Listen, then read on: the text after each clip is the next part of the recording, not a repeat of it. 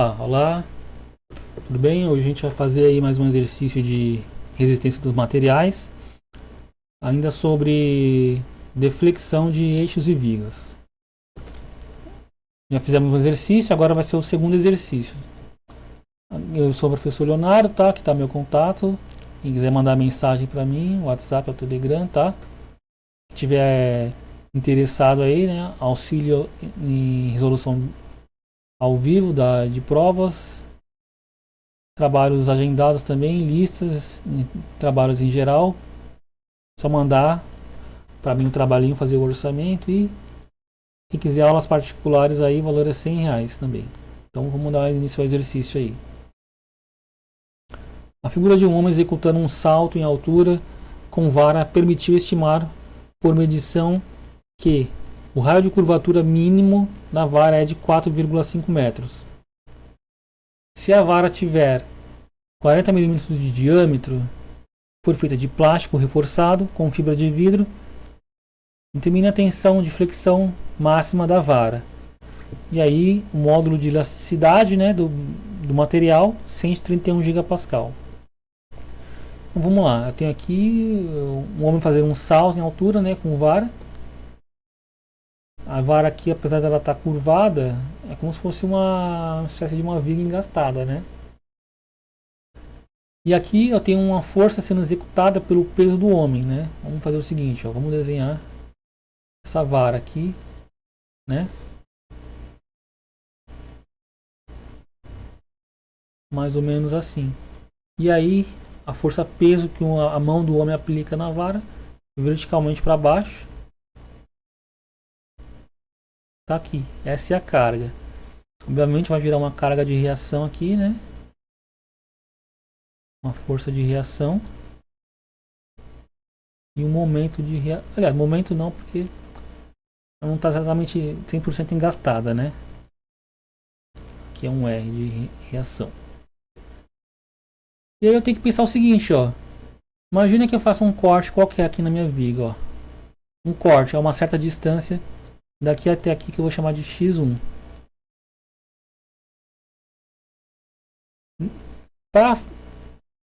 Se eu ignorar a metade direita da minha viga, imaginar só a metade esquerda, para equilibrar esse momento aqui, né, essa força, né, vai ter que subir uma força vertical aqui, né, para equilibrar com essa. Lembrando que eu tô, imagina que não existe a parte direita aqui.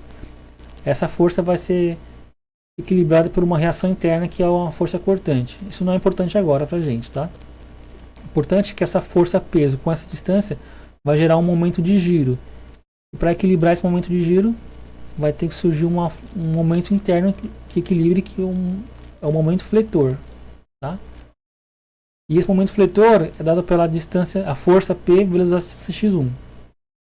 E eu posso imaginar o seguinte: se eu fizer um corte aqui agora, é óbvio que vai até com uma outra cor aqui. Um corte aqui a uma distância maior, uma distância x2. E eu analisar só a parte esquerda, como a força P está sendo aplicada a uma distância x2 que é maior, o momento que equilibra isso é o momento também maior. Certo? Portanto, ó, se eu fizer um gráfico de momento fletor na minha viga, eu vou ver que o momento fletor, à medida que eu avanço na distância x aqui, ele vai aumentando.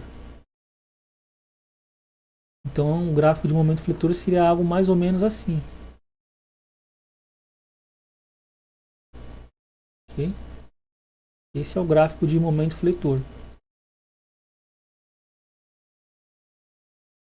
E aqui eu tenho um momento fletor máximo.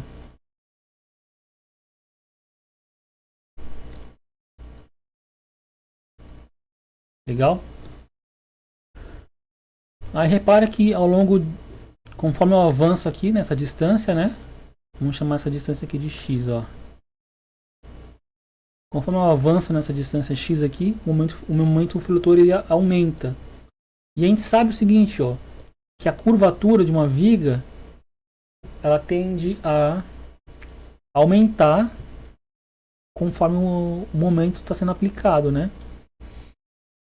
Tanto é que a gente pode ver que mais ou menos aqui, ó, ela está quase que reta, porque tem pouco momento sendo aplicado, ela está quase reta. Já aqui ela está bem mais curvada, ó. Então essa curvatura ela aumenta quando o momento é maior. Então a gente vai dizer que a curvatura, né, normalmente é representada por K. Vamos chamar de K. A curvatura ela depende do momento, tá? Só que ela depende de outras coisas também, que seria o material da viga e o tamanho dela. E aí depende de forma contrária. Quanto mais grosso e mais rígido, menor seria a curvatura. Isso se expressa da seguinte forma, ó, uma dependência agora contrária. Então a curvatura é expressa dessa forma. A gente pode pensar de uma forma semelhante em termos de raio, né? Se eu for pegar minha curva de novo aqui, aliás, eu vou até pegar o mesmo desenho aqui,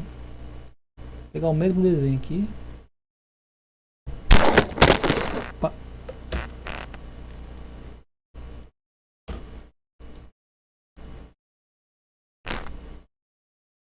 Tirar essa parte aqui.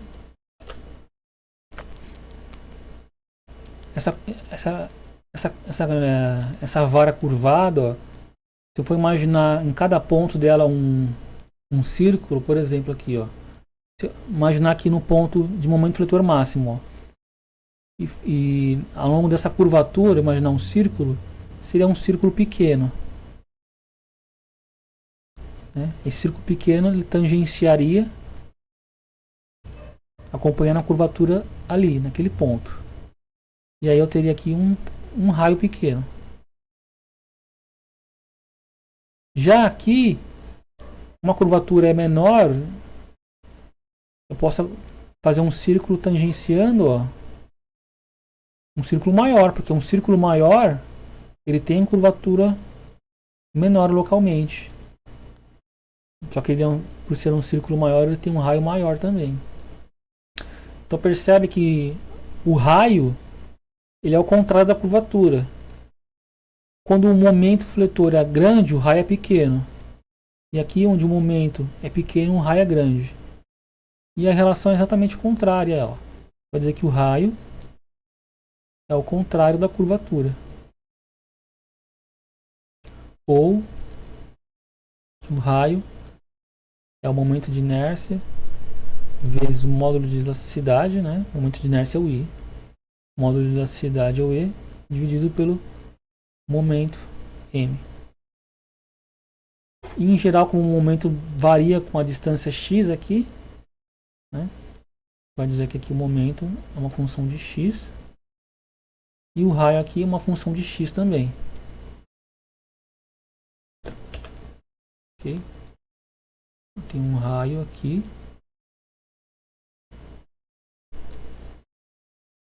função de x. E aí o que o exercício vai me falar? Vamos ler o enunciado de novo. Ó. Figura de um homem executando um salto em altura com vara permitiu estimar por medição que o raio de curvatura, ou seja, o valor de R, mínimo da vara é 4,5 metros. A gente acabou de falar sobre isso. O raio mínimo acontece na região onde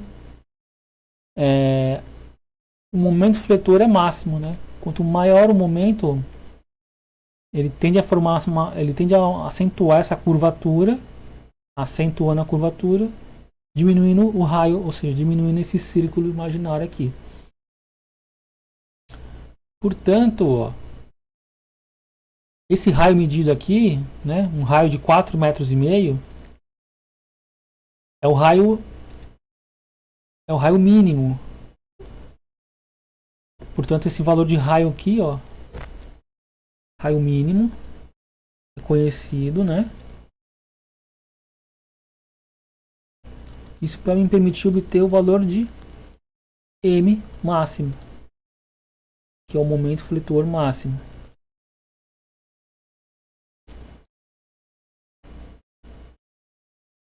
Ok? Então é esse cálculo que a gente vai fazer daqui a pouco. Primeiro vamos calcular o momento de inércia, ó. Que para uma seção circular é π vezes o diâmetro da seção, a quarta, dividido por 64. E a gente sabe o quê?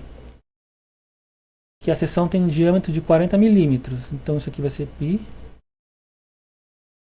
40, né?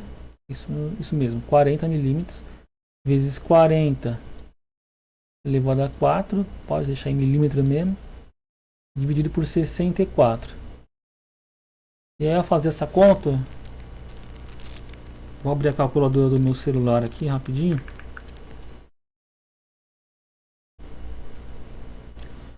Vamos lá. Pi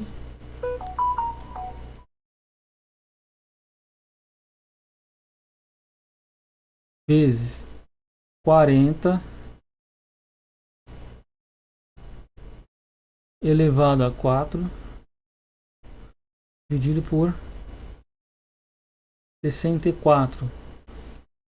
Isso está me dando 125.664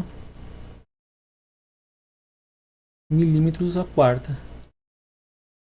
Esse é o momento de inércia da vara, seção circular.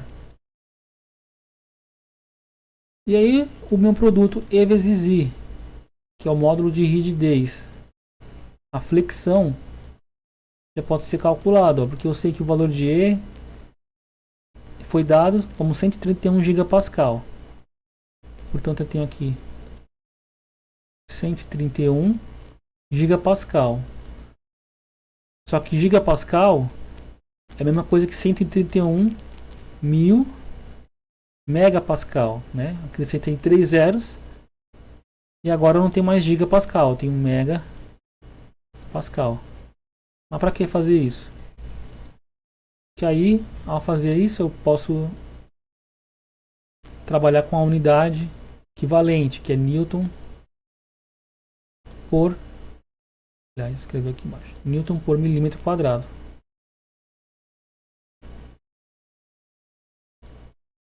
Aí, multiplicando pelo valor do momento de inércia, 125.664 milímetros a quarta, eu tenho que o produto EI, que é o módulo de rigidez, vai me dar, né, fazendo a conta na calculadora aqui,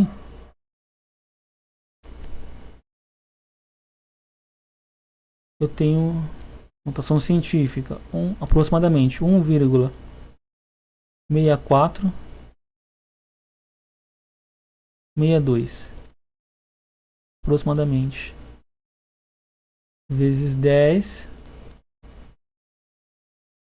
elevado a 10 Newton. Aí aqui milímetro a quarta cancela com milímetro quadrado, sobra Newton vezes milímetro quadrado. Legal. Substituindo ali na expressão, né? Vamos substituir na expressão do raio, ó. Desculpa, o raio não, do momento, né? Porque o raio mínimo eu já tenho, né? Ó. Eu posso isolar o momento aqui, ó, trocando esses termos de lugar. Então eu vou ter aqui um momento, que é o momento máximo, né?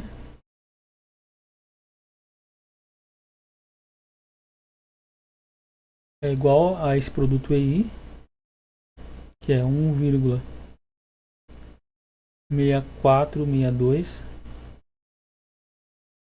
vezes 10 elevado a 10, né? Newton milímetro quadrado dividido pelo raio, que foi dado 4,5 metros. Em milímetros, 4.500 milímetros. Portanto, aqui o raio em milímetros, 4.500.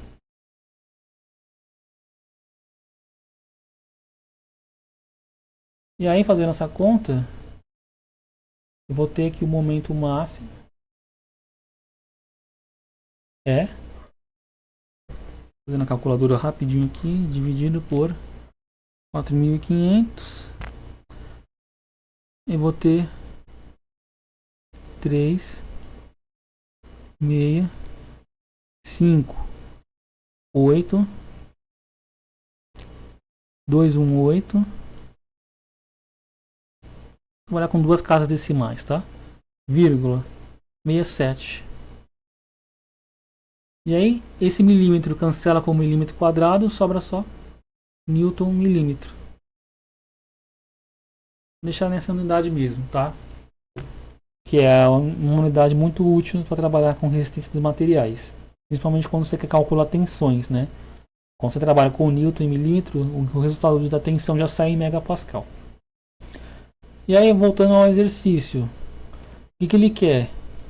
Determine a tensão de flexão máxima na vara. A tensão de flexão, ó, uma tensão normal, né? Ela é dada pelo valor do momento fletor vezes a distância da linha neutra até a extremidade da seção, vou chamar de C, dividido pelo momento de inércia da seção. É óbvio que a tensão é máxima, né, quando o momento for máximo. Se a gente pegar aqui no desenho da vara de novo, né, ó, a gente sabe que aqui na base é onde o momento é máximo, logo é ali que a tensão também é máxima, né, ó. A gente já pode imaginar o seguinte, ó. Aqui está uma espécie de linha neutra, né? A linha que não sofre tensão passa pelo centro geométrico. E aí, essa extremidade interna aqui, ela está sofrendo uma compressão. E a extremidade externa aqui está sofrendo uma tração. Logo aqui nós temos tensões de tração e aqui tensões de compressão, tá? E aqui onde isso acontece é máximo, né? Se eu pegar aqui um ponto mais interno aqui, mais para outra extremidade, eu vou ver que como o momento é menor, logo essa tensão também é menor. Então aqui, ó, os níveis de compressão seriam menores. E os de tração também seriam menores. Mas como ele quer os valores máximos, são esses valores aqui. E aí, temos todos os números já, né? Vamos fazer a substituição aqui. A tensão máxima é o valor do momento máximo, que está aqui. 3,6. 5,8. 218. 0,67 vezes a distância C, que é a distância da linha neutra à extremidade que eu quero calcular. Eu quero calcular a tensão máxima. Logo, ela está aqui, né, na superfície. Então, a distância da linha neutra à superfície é o raio do círculo. Portanto, o raio vai ser 20 milímetros, né? Vamos retomar aqui, ó. Como o diâmetro é 40, o raio é 20 milímetros. Então, aqui já está em 20 milímetros. E dividido pelo momento de inércia, que é esse valor aqui, 125.664. 125.664. Retomando aqui as unidades, ó. Aqui eu tenho Newton vezes milímetro, que é o momento, vezes o milímetro do raio, dividido por 1 milímetro a quarta, momento de inércia. E aí, como eu tenho 1 milímetro aqui duas vezes e aqui embaixo 4, cancela, fica 1 milímetro a quarta embaixo. Então fica Newton por milímetro quadrado, que é a unidade de megapascal, tá? Logo, a tensão máxima, né? Já sabemos que a sua unidade é megapascal. E aí eu vou efetuar essa conta agora. Vou pegar minha calculadora aqui no celular. Rapidinho.